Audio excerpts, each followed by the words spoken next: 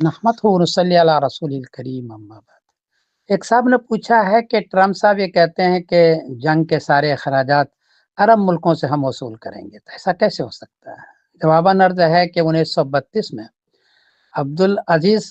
King Abdul Aziz نے ترکی حکومت اور اسلامی خلافت اسلامیہ کو ختم کر کے اپنی حکومت قائم کی، لیکن وہاں شیعہ بھی ہیں سنی بھی ہے، اس لیے انہوں نے بادشاہت قائم کی، جمہوریت قائم نہیں کی۔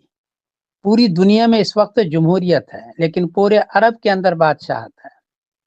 اپنی فوج اس لیے نہیں بنائے کہ اگر فوج بناتے ہیں تو بغاوت کر جائے گی اور ہمیں جو ہے حکومت سے نکال دے گی، اس لیے اپنی فوج اس نے نہیں بنائی۔ انہوں نے امریکہ کی مدد لی، اور امریکہ نے مختلف بیسز وہاں بنائے ان کی حفاظت کے لیے، بادشاہت کی حفاظت کے لیے بہت سارے بیسز بنائے اور اس پر ٹیکس لاگو کیا۔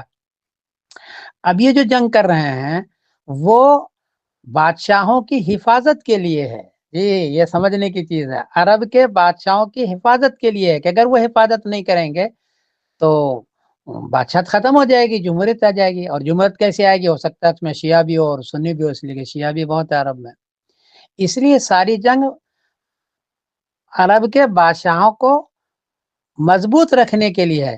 اس لیے ظاہر ہے کہ ٹرمپ تو لے گا اس کا سارا چیز، کیونکہ جنگ تو اس کے لیے کر رہے ہیں، اور ان کو پیسہ لینے کی کوئی زیادہ ضرورت نہیں ہے، اس لیے کہ عرب کے جو پیسے بادشاہوں کے پیسے وہاں کے بینکوں میں ہے، وہاں سے وصول کر لیں گے، تیل کے پیسے وہاں موجود ہے امریکہ میں، اس سے وصول کر لیں گے، اور آسان سی شکل میں وہ سب ہو جائے گا۔ اس لیے جنگ بادشاہت کے جاری رکھنے کی ہے، یہ جنگ کو اور نہیں ہے، میرا تجریہ یہی ہے۔